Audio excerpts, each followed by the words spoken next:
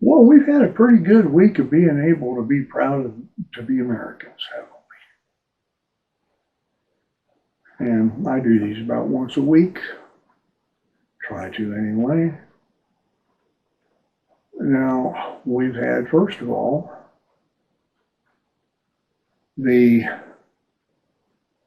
dual gold medal wins of our Olympic men's and women's hockey teams. Now, I'm not a hockey fan, I'll tell you that.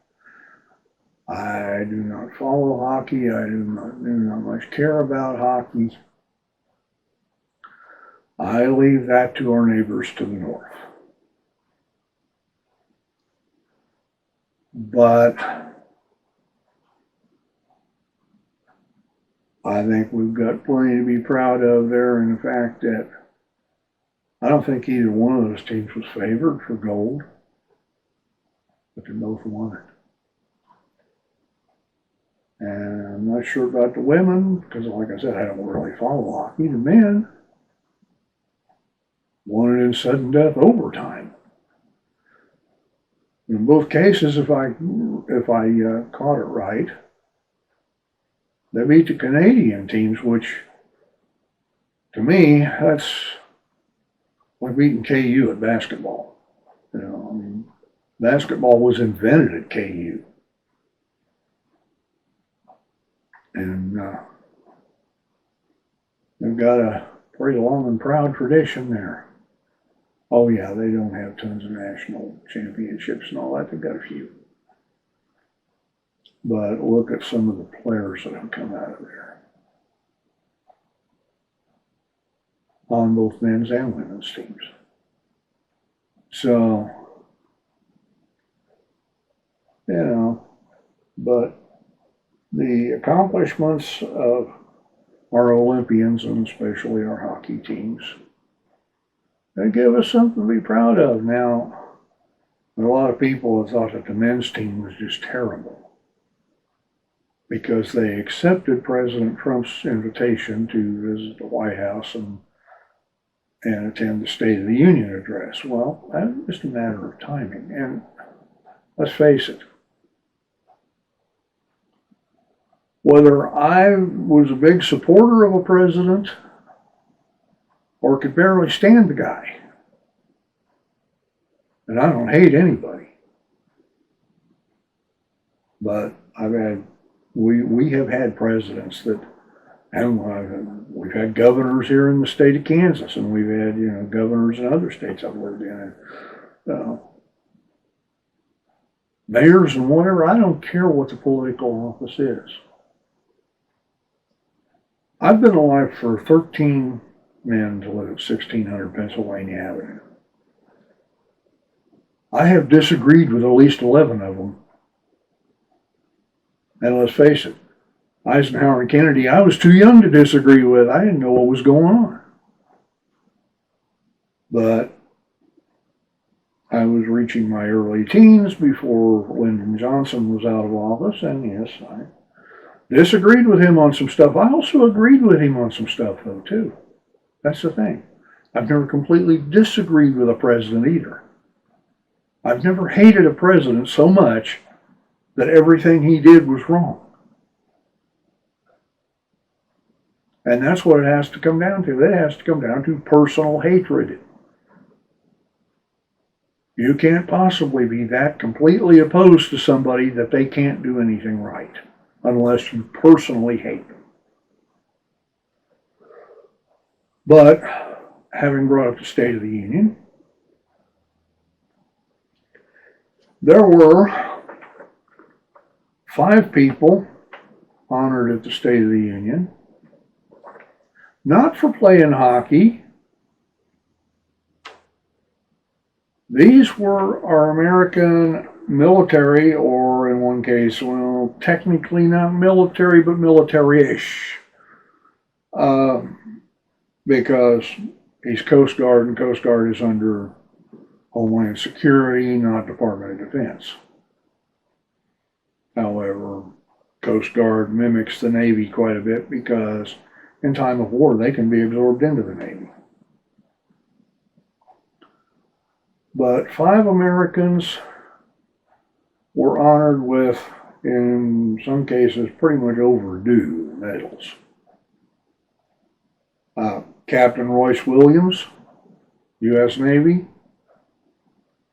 received the Medal of Honor at age 100 for actions taken during World War II. You think he might have been a little overdue? And we've got some that still haven't been honored that I think should be, but it's not left up to me. Also, Chief Warrant Officer Eric Slover received the Medal of Honor.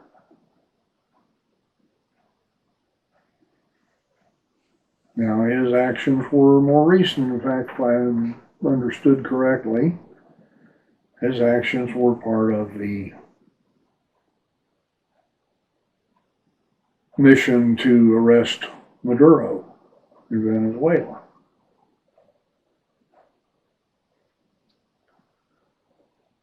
Staff Sergeant Andrew Wolf and Specialist Sarah Beckstrom were both awarded the Purple Heart. Well, they should have been. Specialist Beckstrom's Purple Heart was posthumous. See, they were both shot while keeping the peace in Washington, D.C. Specialist Beckstrom died from her injuries. Staff Sergeant Wolf is still with us. And finally, and this is the guy that is quasi-military because of the Coast Guard being under Homeland Security, Petty Officer Second Class Scott Ruskin received the Legion of Merit. Petty Officer Ruskin is a rescue swimmer. That is not his primary rating. From his rating badge, if they're the same as the Navy, he's what we would have called a parachute rigger or aircrew survival equipmentman. I'm going back to when I was in, though, and I got out in 1983, so it's been a while. But that was what his rating badge said to me. But like the Navy, the Coast Guard has collateral duties that you also do, and rescue swimmer happens to be one of them for the Coast Guard. I don't know if the Navy has rescue swimmers, but the Coast Guard does. And Petty Officer Ruskin, rescue swimmer, went in during the floods in Texas a couple of years ago and saved a ton of lives, and he had received, I believe it was a Distinguished Flying Cross, along with the pilot of the helicopter he was working on. And the co-pilot and mechanic had received the Air Medal. They said mechanic in the article. I think that would be what we call crew chief in the Navy. But these are people who have done some stuff. They've done some stuff to be proud of. They've done some stuff for us to be proud of. Because they've shown us what an American is. In rushing floodwaters, Petty Officer Ruskin was risking his life to save lives. But at the risk of sounding a lot like Larry the Cable Guy, he got her done.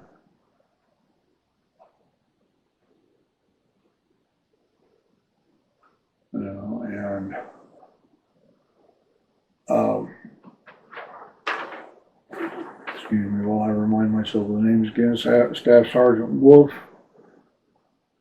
Specialist Beckman, they were doing their job as National Guardsmen, carrying out their assignment. Our military people carry out assignments every day. It may be a small order. It may be something life-threatening. I know twice I was almost blown off the flight deck.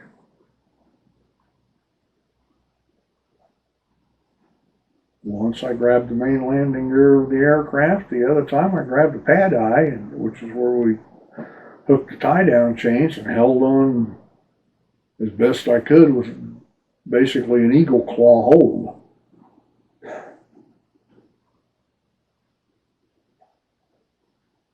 And managed to come out unscathed.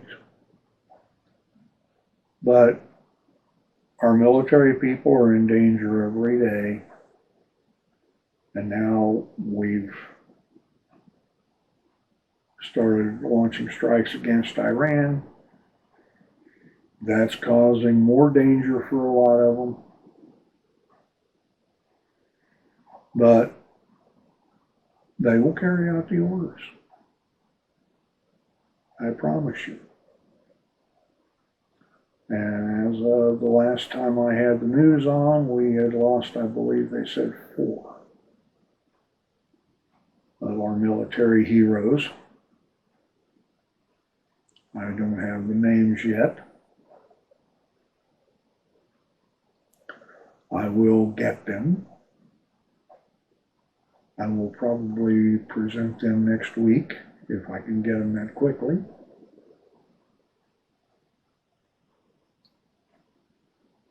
But we, every week, every day, every minute, we have something to be proud of as Americans. Because we have nothing else to be proud of. Be proud of the fact that we have raised up young people who are perfectly willing to put their lives on the line so that our rights can be protected.